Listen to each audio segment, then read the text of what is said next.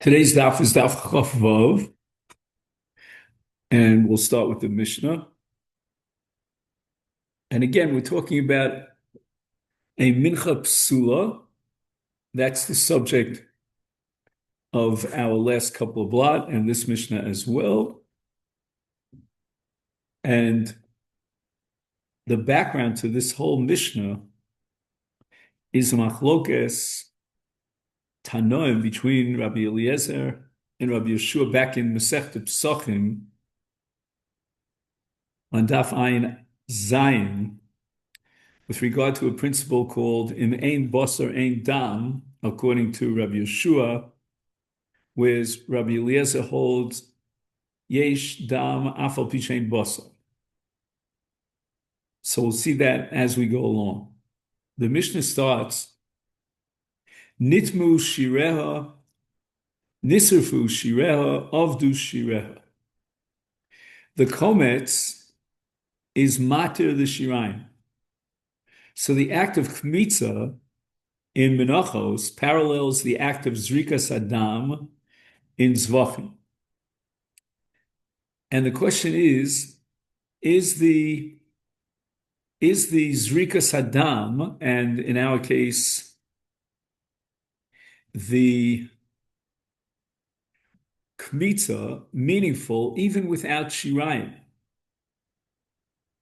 And that's going to be the machlokas between Rabbi Eliezer, who holds afal pishein basar, meaning that even if the zrikas adam is not going to be matir any basar, the basar is gone, it's out of the picture. It became contaminated in tuma, or it was lost or burnt. Nevertheless, you can go ahead and do the zrika, even though the zrika is not going to be matir the basar.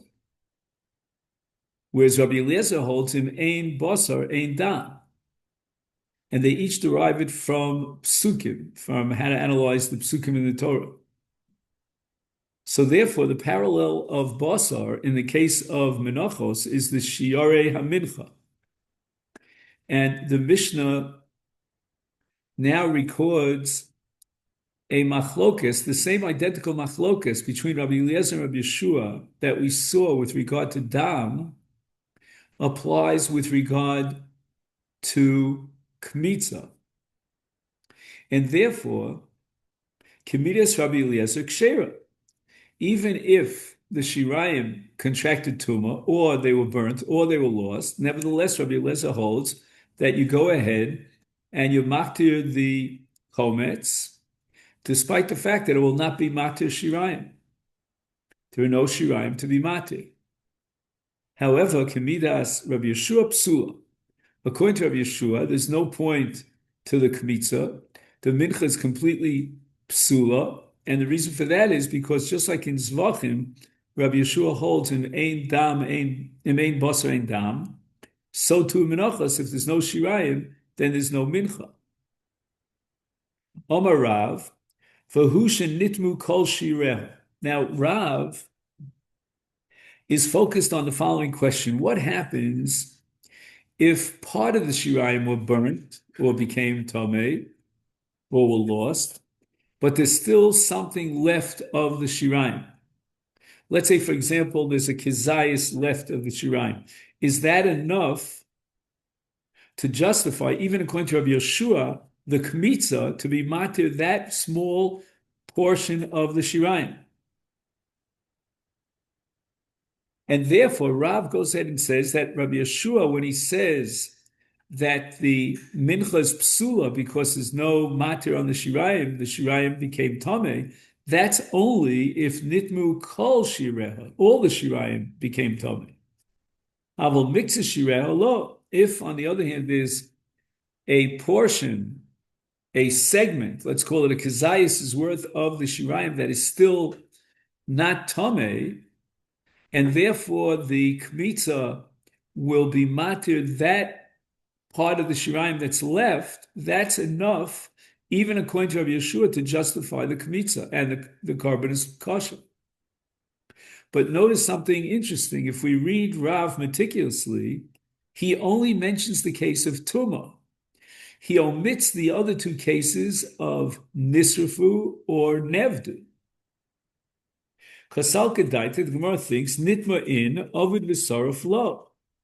That apparently Rav is identifying the Tuma case as the specific case in which Rav holds that as long as there's something left in the Shirayim that's not Tameh, it hasn't contracted Tuma, then even Rabbi Yeshua would go ahead with the Kmitza.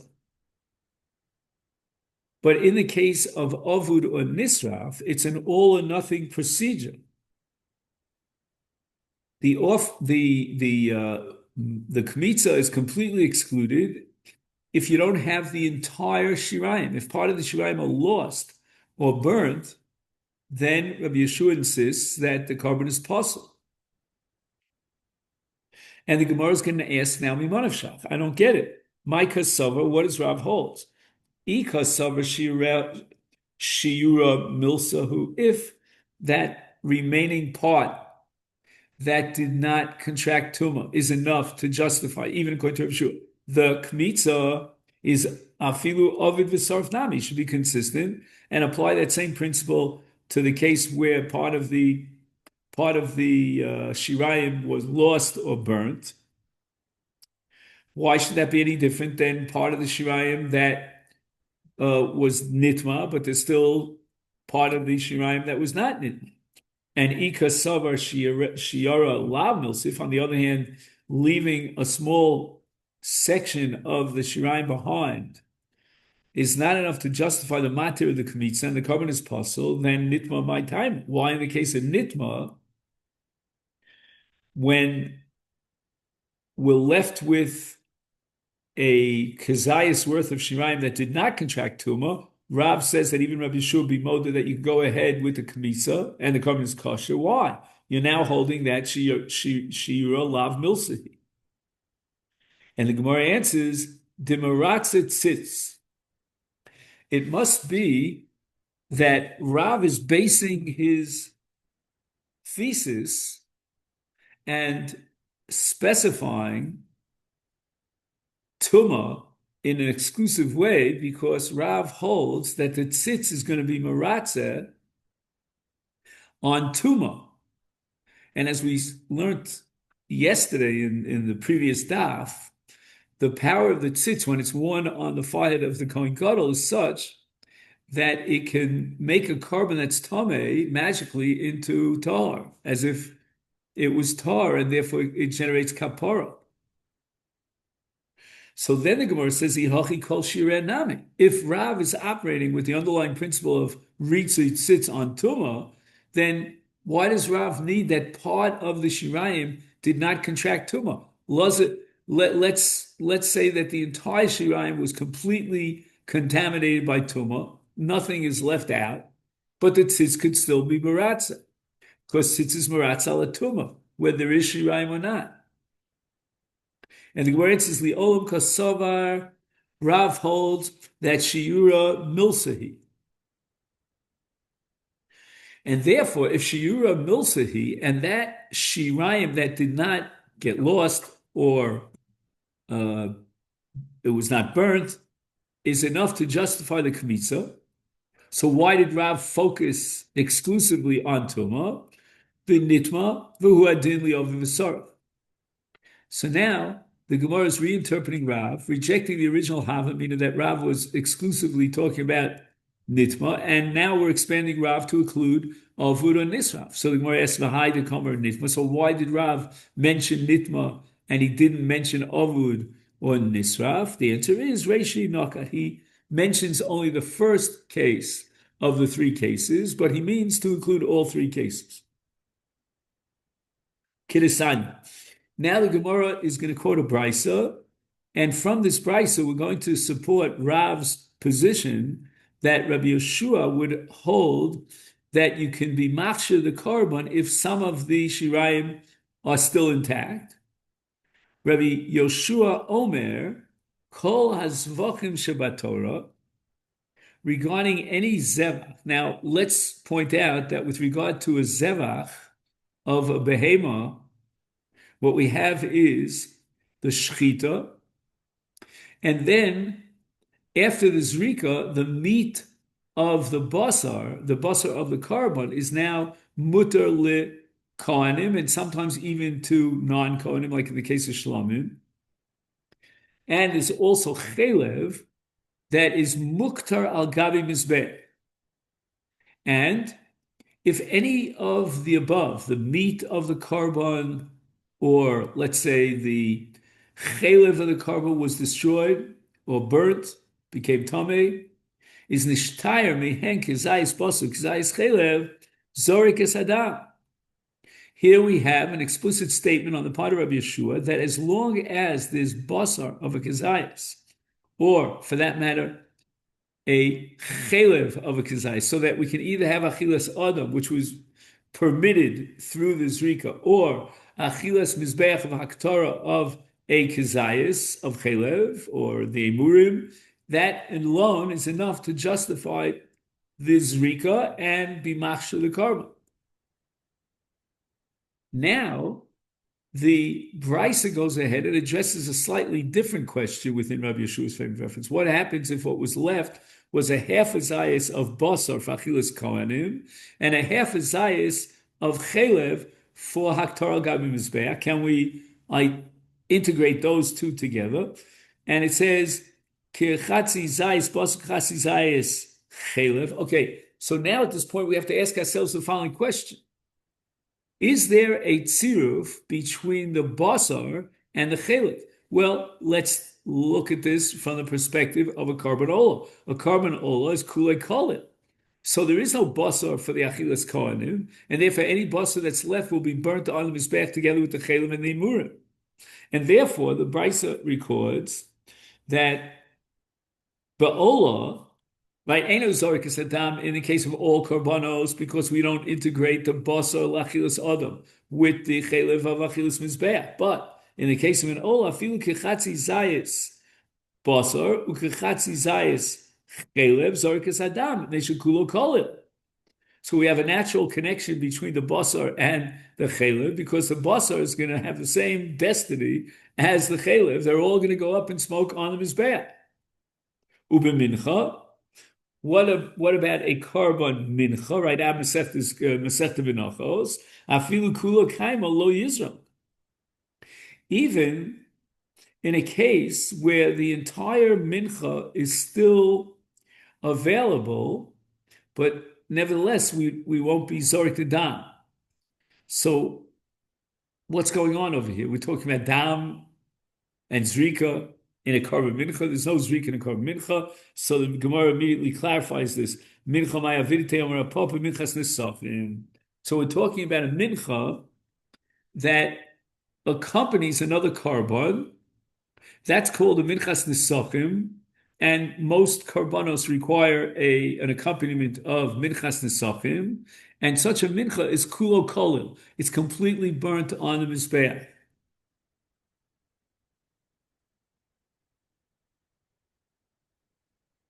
Salkedaitach, the Gemara at this point understands that hoil ubahadi zevach ka'asya ke gufe dizvacha damya. So if we go back to the Brisa, and the Brisa says afilu kula kayemes lo yizrok. So what we're going to say is that since this karba mincha accompanies another zevach, then we should view it as part of the zevach, and therefore, if he could be zorik the dam of the zevach, then he can be matir and machshir the minchas nesachim that accompanies the zevach, because it's one entity together with the zevach.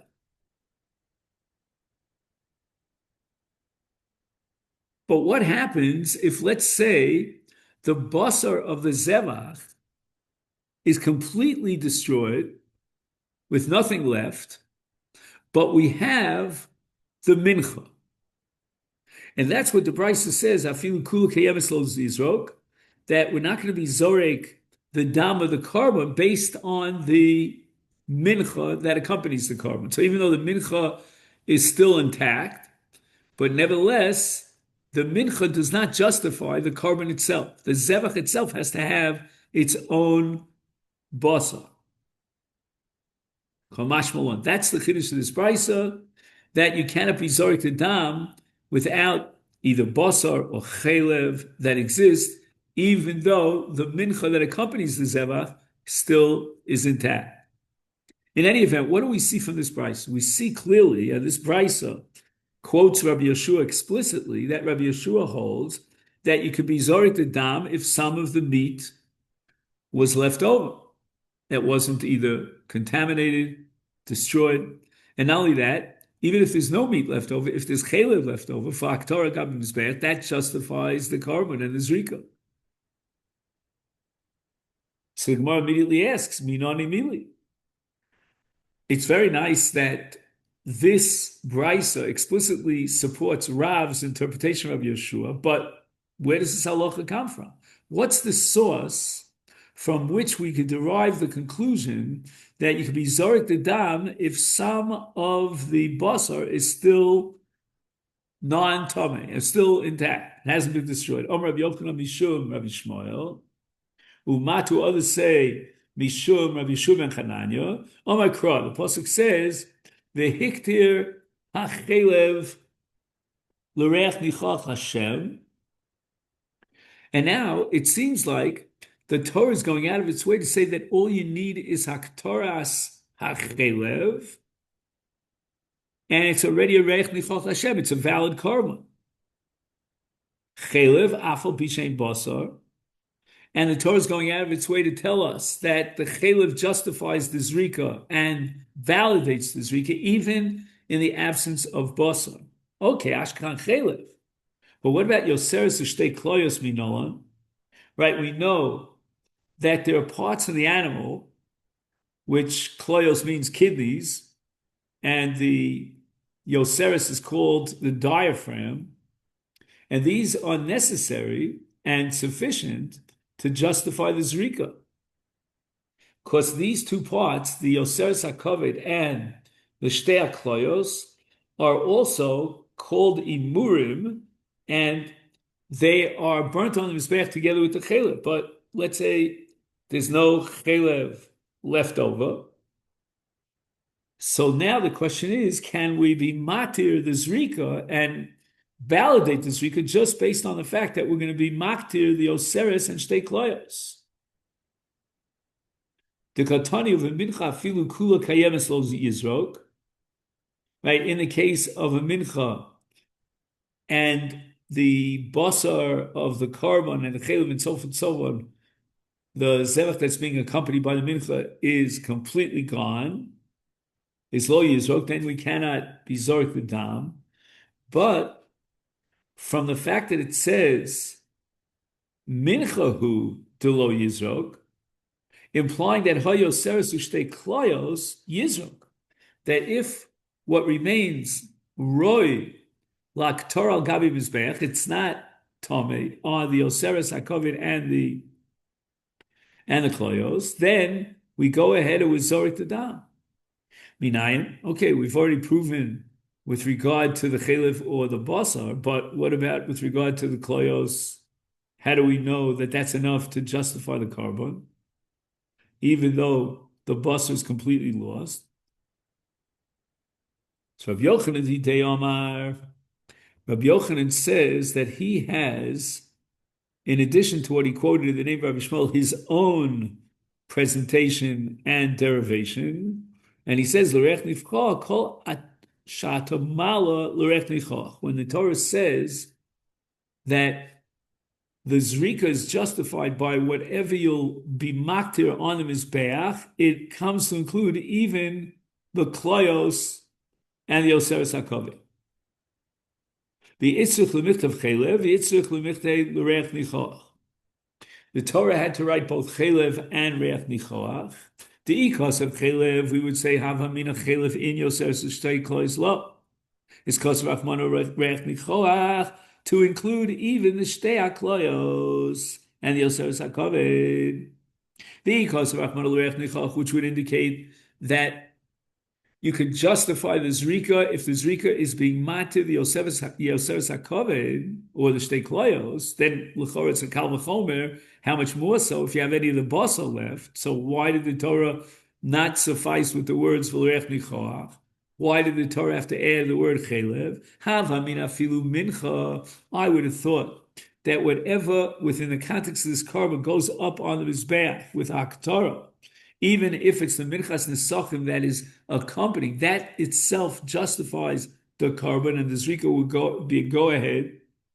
Is therefore kosvach chelev to tell us that only if part of the animal itself is available, but not the korban mincha, which is not part of the zevach. So the bottom line is that we have to keep in mind that when we're defining what is part of the zevach, we're going to define the basar for achilas kohenim or adam in the case of the chelev and the murim, and even the oseres hakavod and the shtei klos. But what's not part of the korban is going to be the minchas nesachim that accompanies the korban.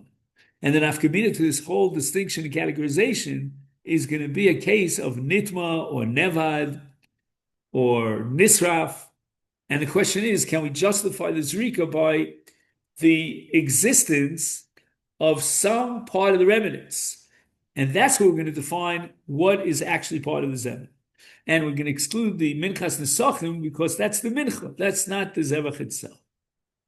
Now we get to the Mishnah here of Kli Sharis. And the question is the following. We know that the original Kiddush, the sanctification of the Komets, is in a Kli Sharis. That's before the Kmitza. After the Kmitza, we have a second round of sanctification of Kiddush in a Kli Sharis. Now the question is, and this could be a subject of the machlokes between Tanna Kamma and Rabbi Shimon, if we did not do a Kiddush Sheni, a second Kiddush, by putting the Komets itself after the Kmitza into a Kli Sharis, is the Mincha Ksher.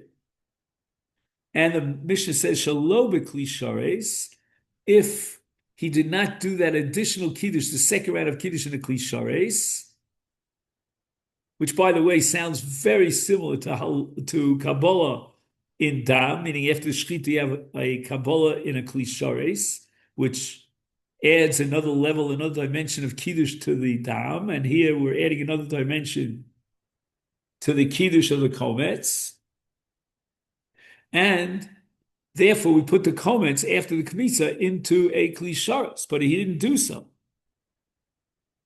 Is the Tanna Kamma says possible.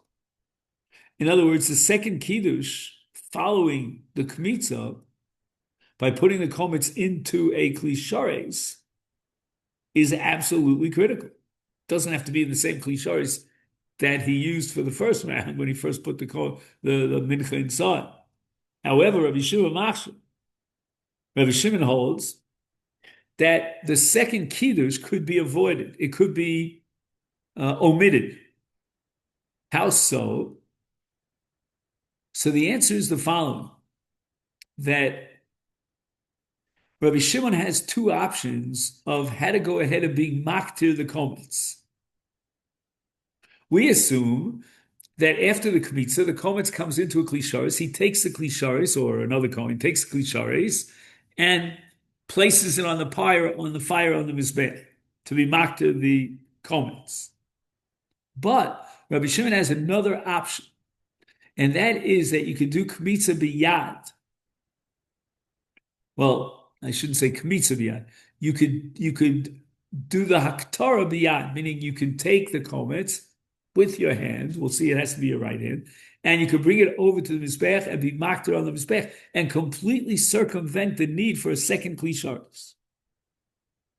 Hiktir kumtza pamayim ksher. Okay, we'll have a whole sugya about hiktir kumtza pamayim, and he had one kazayis and then another kazayis, and he was maktir the two zaysim, and that's fine. Okay, now we start the sugya. Oh, Rabbi Yehuda, Berei de Rabbi Chia, my time with Rabbi Shimon. Why does Reb Shimon hold you don't need a kiddush sheni? Amar kra kodesh kadashim he, it should say. Kechatos v'cha'osham, the Torah compares the mincha to both a chatos and an osham. And each comparison is different than the other. There's one comparison between the mincha and the chatos, and another comparison between the mincha and the osham. And that's going to teach us that there are two possible methods of doing the avodah of haktaras hakomitz. One is to imitate the mincha, which means that the mincha has to be with an avodas kli, because that's the Lord mincha. The kabbalas hadam in the mizrach then requires that you take the kli and you add the dam, you pour the dam onto the mizbeach, and by virtue of the equation between mincha and chatos, likewise the mincha, after you did the kmitza, you have to take the komets from the klisharis and then pour it onto the mizbeach. But the pasuk also compares mincha to asham, and in the case of asham, there's avodah biyad, meaning the din in asham, not like the din in chatas, is that he can take the dam and with his hand apply the dam to the mizbeach. And therefore, in the case of the kmitza, we're going to allow you two options. One option is to receive the kmitza, the komets in a kli sharis, and then be makdir on the mizbeach like the chatos. And the other option is to receive the komets in the hand of a kohen who's going to put it directly onto the mizbeach without a kli, completely circumvent the need for kli, and that's ka'asham. And therefore, bekli ovda b'smol ka'asham. Now, in the case of karban asham, not only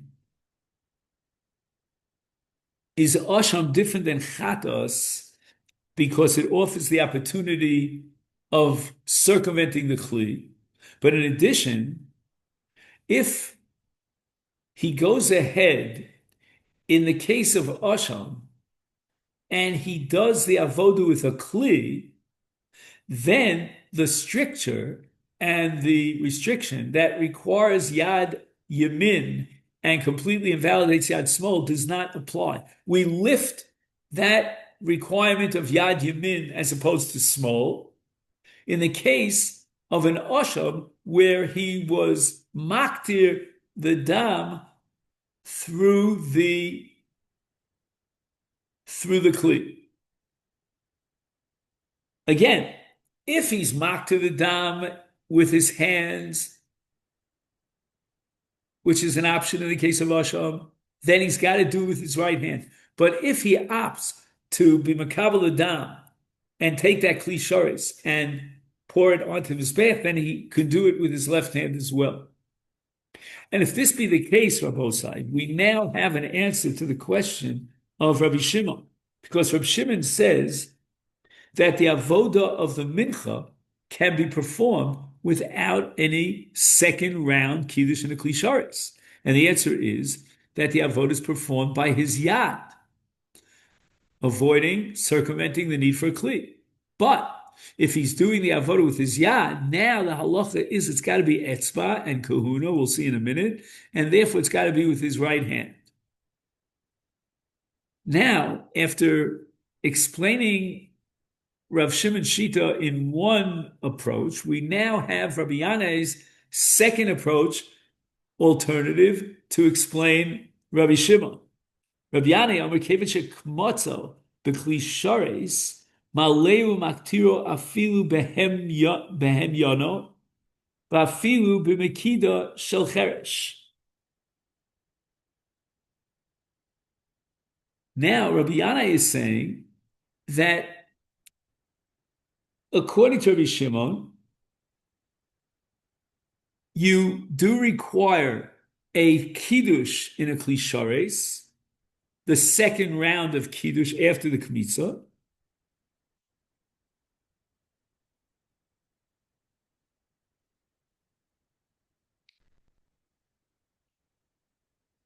No, I'm sorry.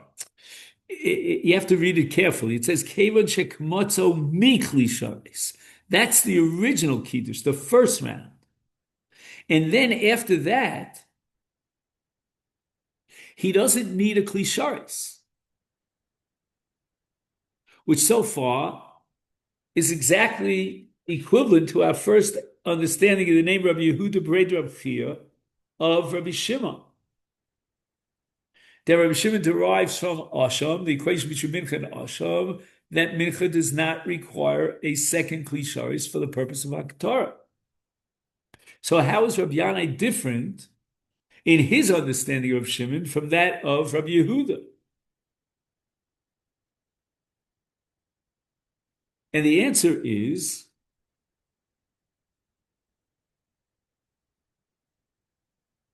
that according to Rabbi Yehuda, the equation between Mincha and Asham opens up a window of opportunity to circumvent the Klisheni, the Klishari Sheni, and the Klisheni by doing the Kmitza, by doing the Haktorah with a Yad. But if he uses his Yad, then according to Rabbi Yehuda's interpretation of Rabbi Shimon, he's got to do it biyad yamin.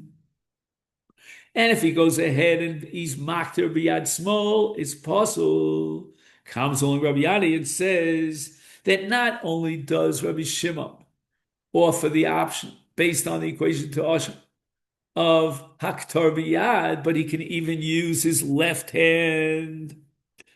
And how do I know this? Because he says afilu behem noyov, afilu b'mekida shel cheres.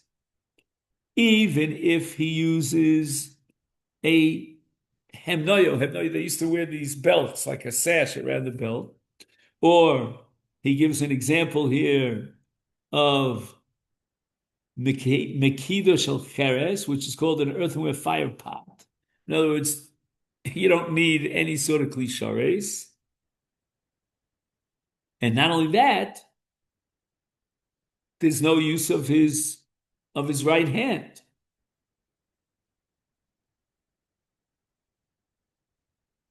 He has a footnote. Unlike Rabbi Yehuda, Rabbi Chia, who requires that all the avodah of the comments be performed either the klisharis or with his right hand, according to Rabbi Yanai, no stipulations at all were made by the Torah requiring the method of where the comment, the kmitza, however, must be performed while the mincha itself is in a klisharis. And then he can go on and do the Aktara without a kli and even with his left hand.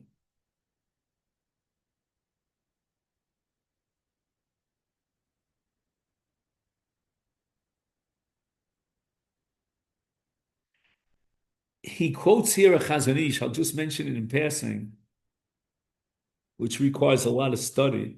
The Chazon Ish is of the opinion that in Haktaras Imurim, in a regular Zevach, you don't need a right hand. Right, the right hand is necessary for, let's say, Kabbalah Saddam and Zrika Saddam, but not for the Haktaras Imurim.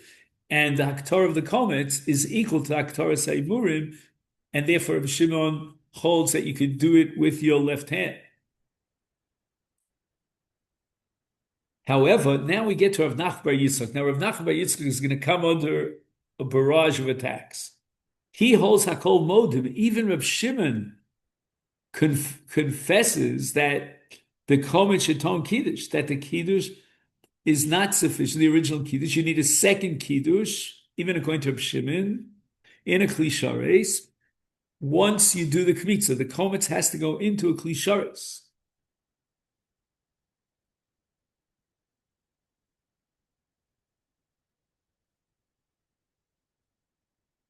However, the machlokas now, according to Rav Nachman bar Yitzchak, between the Tanakama and Rav Shimon, is according to Tanakama, the avoda of the Haktorah has to be done with the Klishares. According to Rav Shimon, although you need a Kiddush in a Klishares, the second round of Kiddush, meaning that the Kometz has to go into a Klishares, but from there and henceforth, when he's doing the actual application of the actual Haktorah, you don't need a Klishares. But again, everybody agrees that in the original Kabbalas HaKometz, you must have a Klishares, even according to Rav Shimon, in order to do this sanctification, this Kiddush, on a second level of the Kometz. Meisvei. The Gemara now asks a kasha. First, the Gemara is going to attack Rabbi Yehuda, Rabbi Chia, and then we'll get back to, an attack on Rabbi Nachman Bar Yitzchak. We have a brisa that says Hekter Chalav Vevarim V'Eitzim Shehelon Bein Biyadu Bein Bekli is Bein Biyamin Ubein B'Smok Sherim. Okay, we're not yet ready for komets, but the same halach is going to apply to a komets. And in all these cases of burning the chelev or the limbs of the animal or the eitzim that you put on the pyre of the mizbech in order to get a fire going, is all these actions of haktorah could be implemented by even a small, even the left hand. Now we have another 3 examples of haktorah which can be implemented by the left hand, and that is hakomes, vaktores, valavona, shehelan bein biyadu, bein bekli, bein biyamin, bein besmol ksherim. Here it says that the komets can be put on the mizbeach by hand, circumventing the need for kli shares, and that must be Reb Shimon, who allows the komets to completely omit the kli shares and the kiddusheni. And that is going to be tufta to Rabbi Yehuda B'rei Rabbi Chia, because Rabbi Yehuda B'rei Rabbi Chia says that there's got to be, even according to Rabbi Shimon, a kiddush sheni.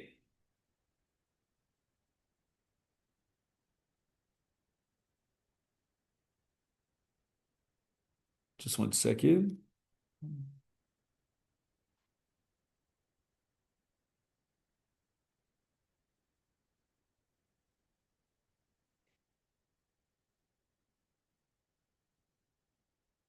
Just 1 minute. Let me just make sure I have it down.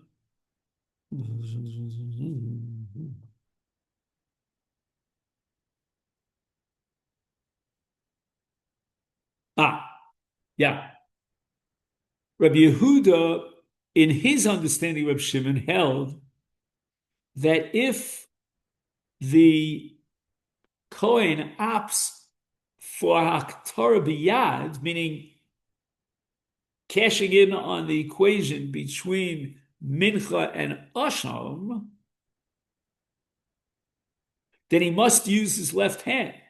I'm sorry, he must use his right hand. He can't use his left hand. It's possible. But here we see clearly the brisa that it says bein biyad u bein bekli, meaning even if he uses his yad, bein biyamin u bein bismol. So even when he uses his yad and circumvents the second kiddush in the kli sheni, nevertheless, he can use his left hand to be makter the comments. Amalcha Rabbi Yehuda B'rei Rabbi Chia. You want to knock me out of the box. I have an answer. Let's start them ktani. We have to really cut it up into segments, and we have to read it like this: Biyad Yamin, if he's doing the haktorah biyad yamin, that's fine.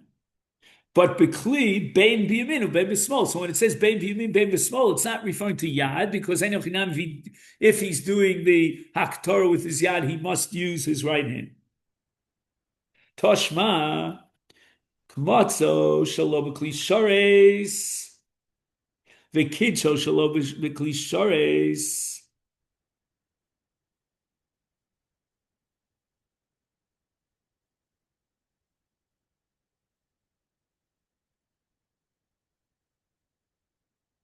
The hello Viktiro Shalobikli Shares Puzzle.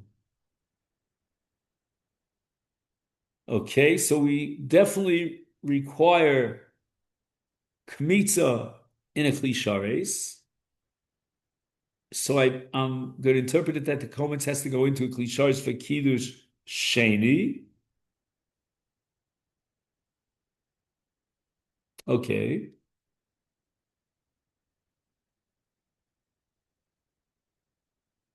Now, what's he adding here with Kidsho Shalom Klishares? What's he adding over here?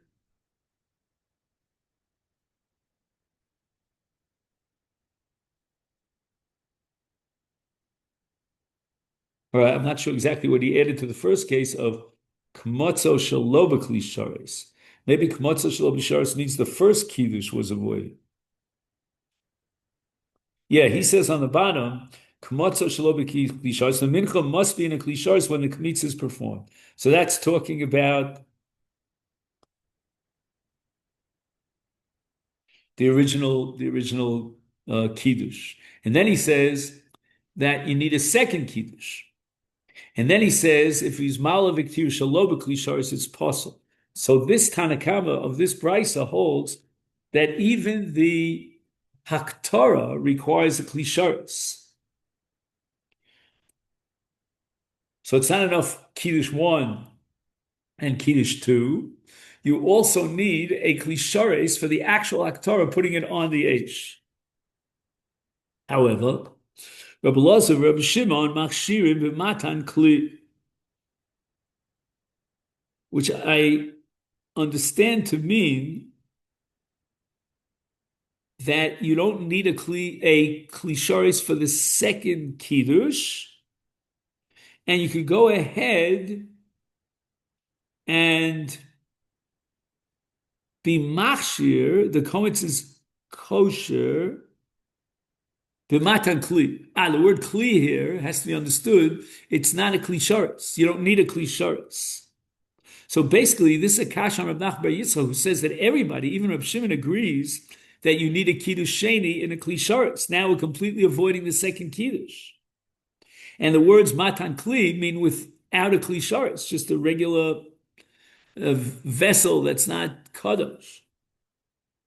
So the Gemara answers, Ema mi matan kli v'elach. Doesn't mean that the matan kli itself, when he accepts the komets in a kli, can be a non-kli sharis. No, that requires a kli sharis. But from then on, once the kiddush was done in a kli sharis, now all the other avodos like Torah don't require a kli sharis, and therefore it's consistent with the view of Rav Nachman bar Yitzchak. Toshma v'chachamim omrim komets ton kli sharis. Ketzah. What does that mean? That the kometz needs klishares, komtzo miklishares, umakadsho miklishares. So we need a second kiddush. Umalu maktir miklishares. Now the Tanakhama requires that even the haktorah be done with the klishares. Rabbi Shimon Omer came to komtzo miklishares. In other words, the original kiddush. Malo maktiro shalo biklishares v'dayo. Right, and this would support Rabbi Yehuda against Rabbi Nachman bar Yitzchak, because you see that you don't need a second kiddush according to Rabbi Shimon. Ema kemen shekmatzo v'kidsho v'klishares maleu maktiro v'dayo. That once it was a second kiddush, because the kmitza was received in a klishares, now he could go ahead and be maktir it by pouring it into another kli, and that kli is not a klishares, and you don't need haktorah with the klisharis. But in any event, you see clearly that you cut out the need for the second kiddush, and that's against Rav Nachman bar Yitzchak. And now the Gemara quotes another proof against Rav Nachman bar Yitzchak. Toshma komets b'yamino v'nosim b'smolo. Right? Let's say the kmitza was done with his right hand. So far, so good. But then he transferred over the komets into his left hand. And the Brisa says, Yachsil Yamino, he could simply pop it back, swing it back, or like a pancake back into his right hand.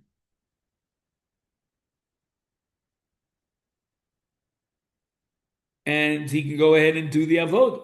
Bismolo,